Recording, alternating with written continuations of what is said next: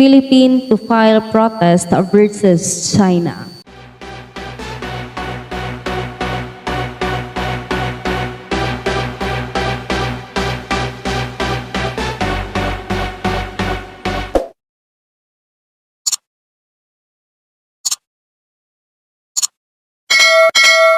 President Ferdinand Bongbong Marcos Jr. said the Philippines will file a protest against China over reports that the Chinese Coast Guard CCG drove away Filipino fishermen off the Ayungin Shoal. Marcos made the remark after the Philippine Coast Guard PCG Bear that is investigating an incident involving a CCG vessel that allegedly shooed away a Filipino fishing boat earlier this month. The incident happened just weeks after Marcos and Chinese President Xi Jinping agreed to a compromise during the former's trip to Beijing from January 3 to 5, 2023. During the president's visit, the two countries signed an agreement establishing a joint direct communication mechanism. We have immediately used that mechanism that I talk about, the sinabi that says we can even immediately contact the Chinese government and hopefully our counterparts on the other side can bring it to the presidency's attention. This problem, we have done that, Marcos told reports in Malacanang. But it does not preclude us from continuing to make protests, the continuing to send note verbal concerning this, he said.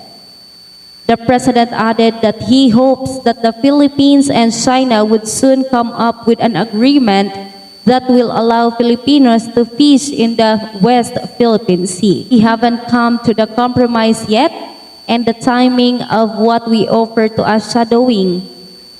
It's what they do is they shadow our fishing boats, so that incident happened right after I had returned from China, Marcos said. I just hope we can come to some kind of agreement because I cannot see the utility for the Chinese of doing that. These fishing boats are not armed. They don't pose a threat to anyone.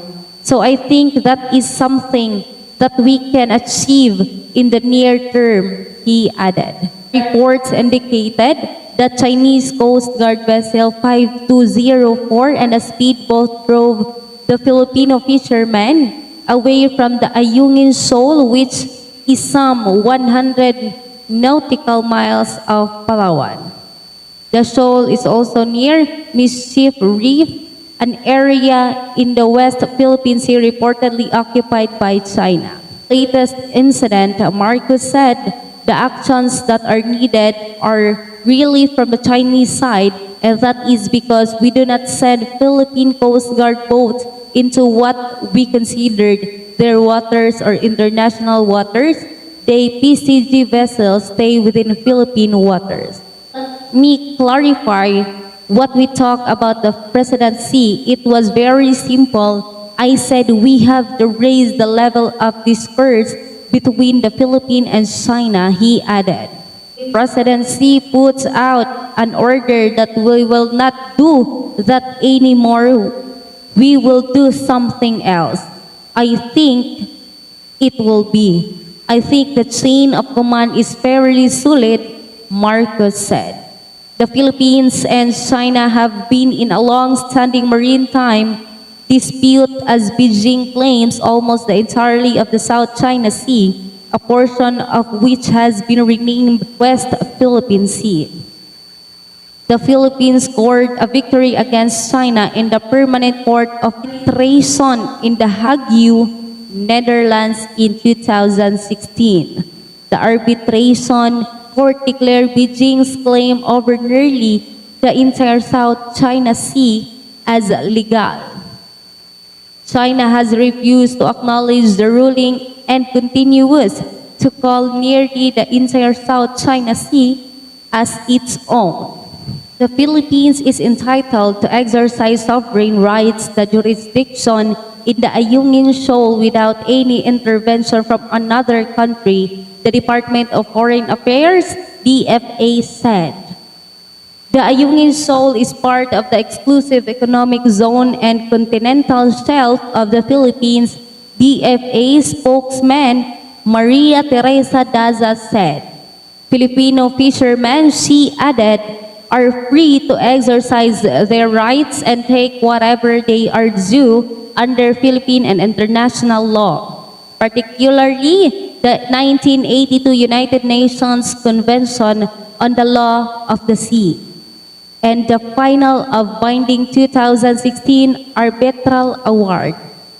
Furthermore, the Philippines has established a permanent presence on the Ayungin Shoal in 1995 with the actively commissioned Philippine naval vessel, the BRP Sierra Madre Daza pointed out. The Philippine military ran the BRP Sierra Madre aground on the shoal, 196 kilometers from Palawan, in response to China's illegal occupation of Mischief Reef. A commissioned Philippine naval vessel, the ship has hosted a small contingent of military personnel to assert Manila's claim to disputed waters. The DFA awaits official reports from the military and law enforcement agencies on the CCG's action to force Filipino fishermen in the Ayungin Shoal to leave the area, Daza said. The reports will serve as basis of diplomatic action on the incident, the DFA spokesman added. The DFA, she said, vigilantly monitors any developments in the West Philippine Sea, especially following discussions between Marcos and Xi Jinping during the former state visit to China.